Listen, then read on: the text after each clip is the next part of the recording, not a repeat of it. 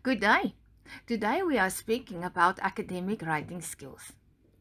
Academic writing is complex and often difficult to navigate. But as with almost everything else in life, with practice, even this can become easier. Today we will explore two things. We will look at the four types of writing you will use when you do academic writing, and then we will work with the four levels of academic writing. Before we start, remember these two things. Academic writing is what you do when you create content as a student. Or let me say it in a more understandable way. When you answer an assignment question, or an exam question, or a research question, or writing up your research, you are busy with academic writing. And second, academic language is English. This is not our mother tongue language, but this is the language that most academics can read. And we want other people to read that, and specifically other academics to read and understand our work. So let us start. There are four types of academic writing. They are descriptive, analytical, persuasive, and critical. Normally, you will use more than one of these types in each piece of academic writing you do. This will depend on how the question or research topic is structured. We use descriptive language to provide facts and information. Often, this is used to provide background information, create a summary, or to introduce your work. And sometimes it is used when you just need to identify, mention, or list things. Verbs that could guide you to use descriptive writing include list, identify, report, record, summarize, and define. Also note the green highlighted verbs as we will return to them shortly.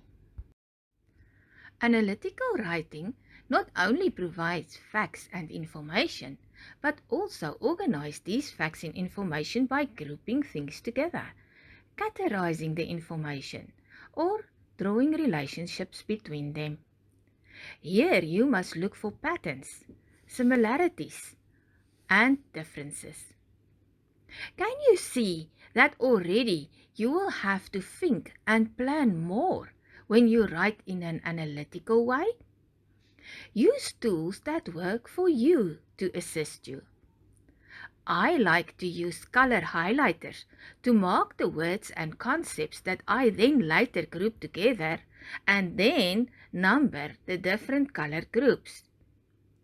Verbs that could prompt you to use this kind of writing include analysis, compare, contrast, relate, and examine. Again, you will see on the left side that there is another aspect added to the two that we already discussed. When writing a persuasive piece, you can compare that to a debate because you have to structure your work in such a way that you try to convince the reader to agree with you and your point of view. Here you will use descriptive writing to explain the issue or the topic to tell the reader what it is all about. You will also use analytical writing to organize your points, and lastly, you will formulate and include your argument or recommendation or interpretation of the findings. And very important, remember to always support your point of view or the point of view you are promoting with good academic references. Verbs that can guide you to use this style of writing include argue, evaluate, and discuss. Critical writing includes all three types we just discussed, namely descriptive, analytical, and persuasive. And it also adds one or more and often contrasting viewpoints. We normally use critical writing in the literature review, where we describe, group, evaluate, and summarize the viewpoints of other scholars on the topic that we are researching. We look to identify their strong points and weaknesses, and we debate their validity and usability, their reasoning, and their biasness before stating our own point of view. I am sure you will agree with me that this is the most difficult and complex type of writing, and it requires an excellent understanding of the topic and strong writing skills. In a research essay or assignment, this type of writing is normally also found in the conclusions section and is very important. A tip to help with this is to ask yourself, how can this, what I have just written or found or read or researched, be proven wrong or incomplete? This is where you need critical thinking skills. Verbs that can guide you to answer this kind of writing includes critique, evaluate, discuss, and reflect. Okay, so now you know that academics normally use 4 types of writing styles. You will have to practice to use them. The more you write, the better you will write. Academic writing is also done on 4 levels, and that is what we will discuss next. Each assignment, exam paper answer, research paper, and every other piece of writing are made up of these 4 levels, namely the narrative, paragraphs, sentences, and words. Together, these 4 levels help us to construct the work in such a way that the reader can understand what we want to say and follow the line of our argumentation. We will use the same example question we used previously to see how these important levels of writing are used. Discuss the emotions that the term empire normally evokes in an African context. Explain why this is the case. How do you, as a Christian, reflect on this? For 15 marks. We already identified all the key terms. They are the words marked in yellow. These are the bricks that we will use to build the answer. And the cement we will use for building are the verbs. They are already marked in green. Discuss, explain, and reflect. But remember that we also said that there is also a verb that is in hiding, one we cannot see. Only when we take time to think about the question we discover that we need another verb to help us to get to the answer.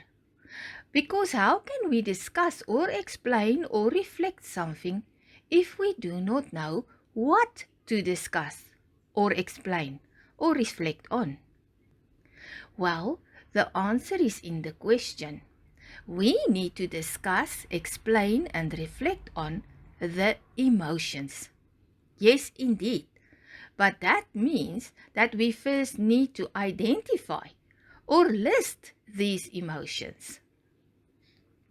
So, when we look back at our 4 types of academic writing, you will see that this one answer will include all 4 types of writing, and therefore we know that we will have to take time and think and plan carefully to answer this question if we want to get good marks Where do we start? With the smallest parts, the bricks or the words? I normally start by writing the keywords on a piece of paper and then add other important words to each of these to use them when I elaborate later on. Some people call this a mind map, but mine is normally just a huge mess that only I can understand. I really do not have the time or patience to create mind maps on my laptop.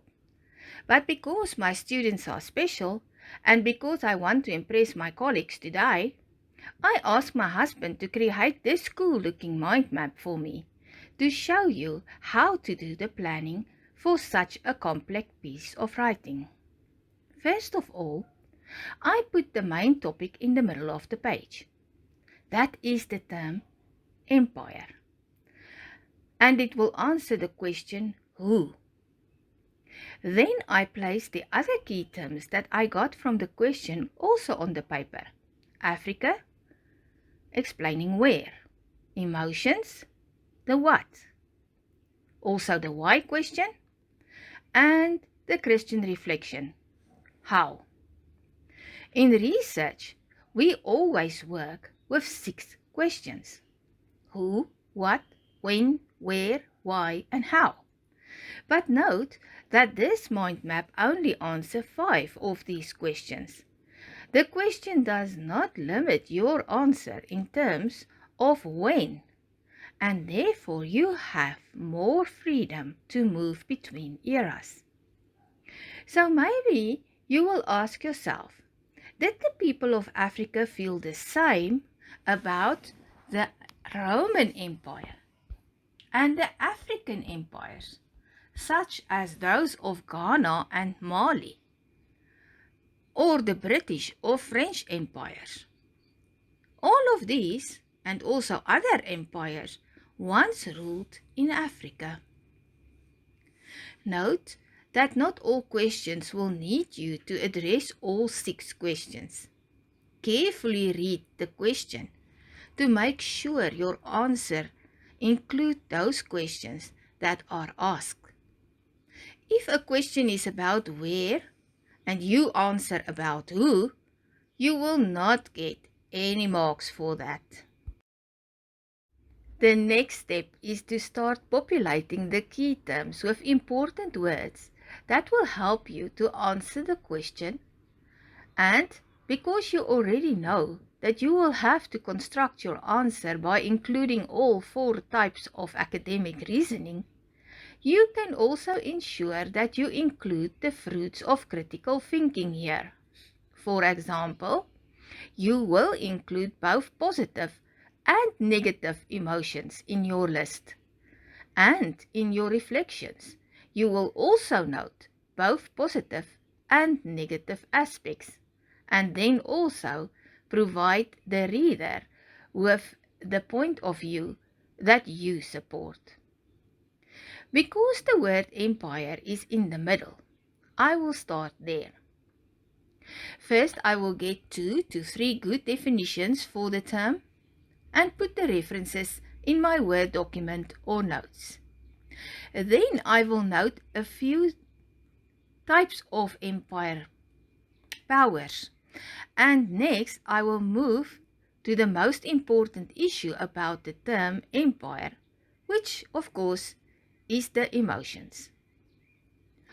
I already know that before I can discuss or reflect or explain the emotions, I need to identify them. So that will be my next step. And please note my long list of positive and negative emotions. I did not identify them all at once. I had to think hard about this and make notes when I got an idea. Next, I moved to do research about empires in Africa. And then I add reasons why people have positive or negative emotions. And the bottom line is, as in most cases of life, it depends on where you stand. If you are part of the ruling empire, you will feel secure and happy and protected. But if you are the underdog, your emotions will probably be not so positive. And only at the end, I will again, after thinking and making notes, get to the reflection part. This is the floor plan for your answer. The next step is to formulate these word bricks into sentences. Write short, full sentences.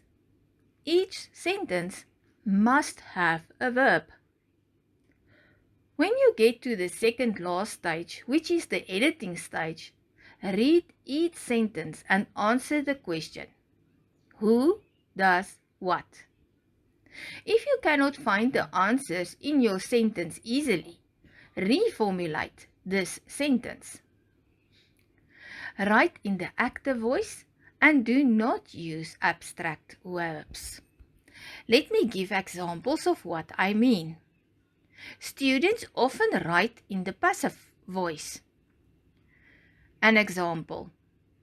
Africa was ruled in the 1st century by the Roman Empire. There's nothing wrong with this sentence. But how about this? The Roman Empire controlled northern Africa during the 1st century. Agree? That's much better. The abstract verbs give a blurred picture, when concrete verbs paint a clear picture of what we mean. Listen to this one. This workshop will enable students to improve the quality of their academic writing. But why not say, you will write much better after this workshop? Shorter and more focused. Group the sentences that speak about the same thing into families together. These families will each become a paragraph. Each paragraph must have one main idea or topic. The easiest way to do this is to make the first sentence of the paragraph the lead sentence to introduce the topic on what you will write. More experienced writers often put the lead sentence in the middle or even at the end of a paragraph. Normally, a paragraph has between 3 to 5 or 7 sentences.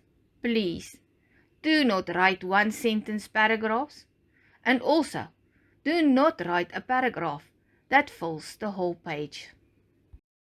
The last part of the writing process is to organize the narrative. Begin by placing the paragraphs together under the headings.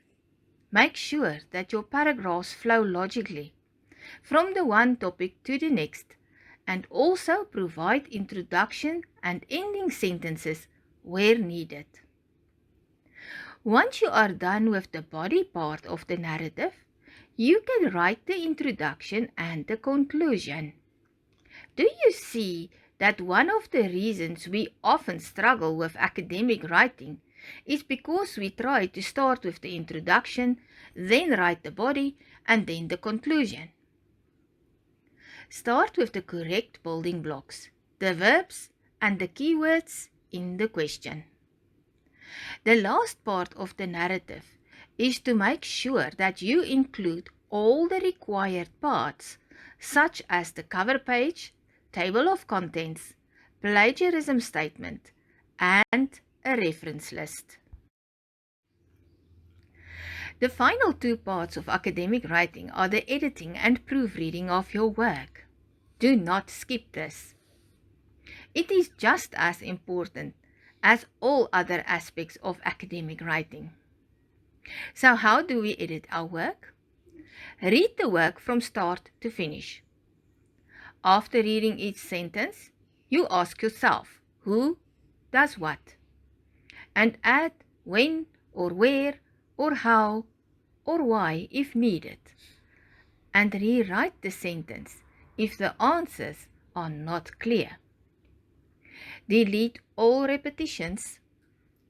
Can you follow your own line of argumentation?